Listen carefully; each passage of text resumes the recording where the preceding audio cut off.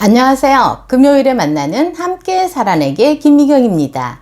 오늘은 제 영상을 보신 분께서 댓글로 멘탈을 키우고 싶다고 하셔서 멘탈 훈련을 함께 해보려고 합니다.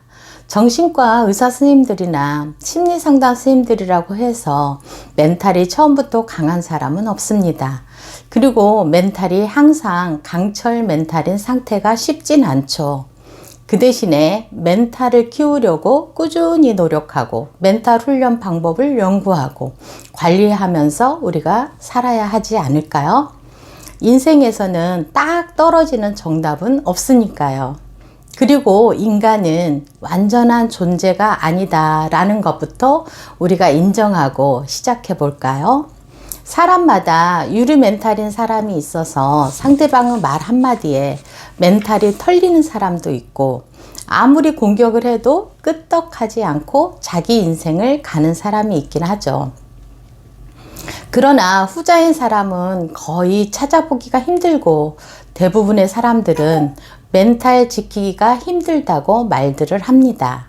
우리 뇌에는 생각뇌가 있고 감정뇌가 있는데, 감정뇌에 어린아이의 감정이 들어있어서 화가 나고 슬프고 할 때는 어린아이 감정이 올라와서 자기의 화를 남에게 쏟아놓는 사람들이 있습니다. 아니면 자신을 자책하거나 죄의식을 느끼는 사람들도 있습니다.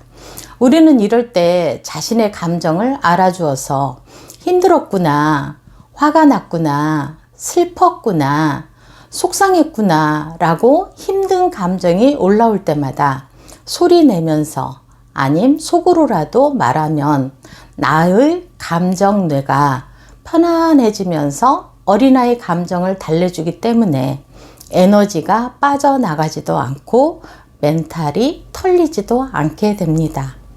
계속적인 훈련을 하게 되면 감정 조율이 되면서 좀 더 인간관계에서도 좋은 관계를 맺을 수 있습니다. 우리가 사람들 앞에서 발표하기 전부터 너무 불안하고 떨려서 힘들어하는 경우 역설지향 기법을 통해서 나는 발표할 때 떠는 모습을 있는 대로 왕창 보여줄 거야 라고 했을 때 오히려 하나도 안 떨리더라는 심리 기법이 있습니다. 여기에 역설 기법의 훌륭한 본이 되는 사람이 있어서 소개하려고 합니다. 독일의 여성 수영선수 브리타 슈테페는 유럽 수영선수권 대회에서 여러 차례 우승하였고 2008년도 베이징 올림픽 2관왕이자 로마 세계 수영선수권 대회에서도 금메달 2개를 목에 건 전설적인 스포츠 스타입니다. 하지만 그녀는 정상에 오르기 전에는 극심한 불안감에 시달려야만 했었다고 합니다.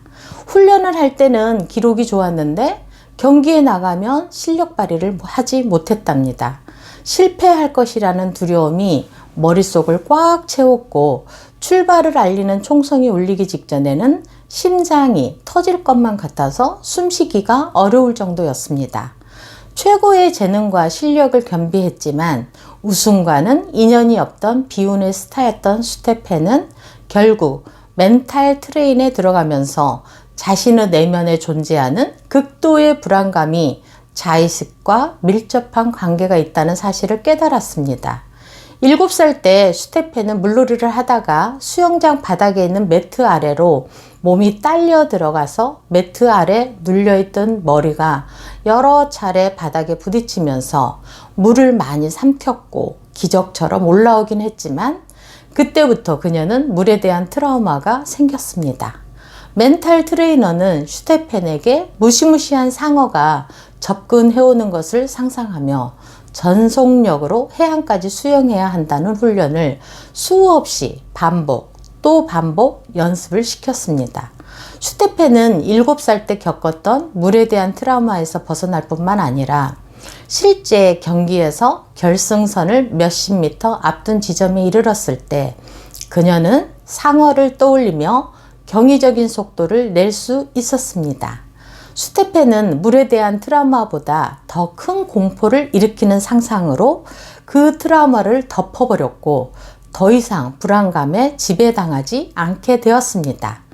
오랫동안 훈련의 결과였고 포기하고 싶은 유혹을 물리쳤고 불안을 긍정 에너지로 사용하는 방법을 배웠고 훈련을 자신의 의지로 통제함으로써 문제를 멋진 결과로 바꿔놓았습니다. 슈테페는 수영을 고통과 두려움의 대상이 아닌 진정 사랑하고 열망하는 대상으로 바꾸어 놓은 좋은 예입니다. 여기서 슈테펜이 이렇게 세계적인 수영 선수가 되기까지 얼마나 반복적인 좌절에 빠졌을지가 생각됩니다. 그러나 그 늪에 빠져 있기보다 힘들 때 자신의 감정을 스스로 알아주고 달래주면서 좌절이 반복되는 원인을 합리적으로 분석해보고 자신이 통제할 수 있는 것부터 해나가면서 실패와 좌절에서 빠르게 회복했다는 증거입니다. 위와 같이 멘탈을 강화시키기 위해서 중요하고 두려움이나 좌절을 극복하기에 필요한 것은 회복 탄력성입니다. 회복 탄력성은 크고 작은 역경과 시련과 실패에 대한 인식을 도약의 발판으로 삼아서 더 높이 뛰어오르는 마음의 근력을 의미하는데요. 도전하고 선택하고 실패하는 가운데 자기 자신에 대해서 객관적인 해석이 가능해지고 자신이 통제할 수 있는 것에 대해서 집중하면서 회복 탄력성도 높아집니다. 회복 탄력성이 높은 사람은 첫째로 남의 지적이나 비판에 얼른 분별하여서 단점은 수정해 가면서 필요 없는 지적은 차단하는 습관을 가지는 사람입니다. 둘째로는 환경을 능동적으로 개척하는 특성을 가지고 있습니다. 어떠한 상황에서도 내 삶의 운전대를 놓지 않고 내 삶에 대한 통제력을 내가 제어하고 있다고 느끼면서 스트레스나 무력감 대신에 자신감을 가지는 사람입니다. 셋째, 부정적인 감정을 배출하는 활동을 합니다.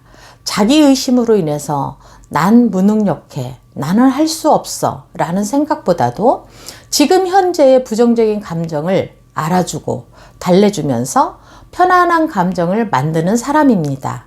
넷째, 현재의 자기 평가를 하는 게 아니라 미래의 자기 평가로 끌어올리는 것입니다. 여전히 나는 할 수 없어, 그렇게 될 수 없어가 아니라 미래의 목표에 달성한 자기를 보면서 내가 어떻게 노력해서 목표를 달성할 수 있었는지, 다른 사람들이 목표를 이루고자 할 때에 내가 어떤 메시지를 전하고 싶다라고 말할 수 있는 그런 사람입니다. 지혜로운 사람들은 춥고 어두운 겨울을 실패라고 하지 않습니다. 겨울은 시스템의 일부일 뿐이라고 말하죠. 겨울이 두려워서 땅속으로 내려가지도 않습니다. 겨울이 지나면 봄이 올 거라는 사실을 알고 있기 때문에 여름에는 착실히 겨울을 대비하고 겨울에는 봄이 올 거라는 희망으로 버틸 줄 압니다. 여러분은 지금 겨울인가요? 봄인가요? 겨울이든 봄이든 인생 새옹지마라는 말이 있듯이 너무 좋아하지도 너무 절망하지도 말고 겨울을 잘 견디고 버티어서 봄이 올 때까지 우리의 몸과 마음을 건강하게 잘 지키시길 간절히 기도합니다. 지금까지 시청해 주셔서 진심으로 감사드리고요. 구독, 좋아요, 알림 꾹 눌러주시면 저에게 힘이 되겠습니다.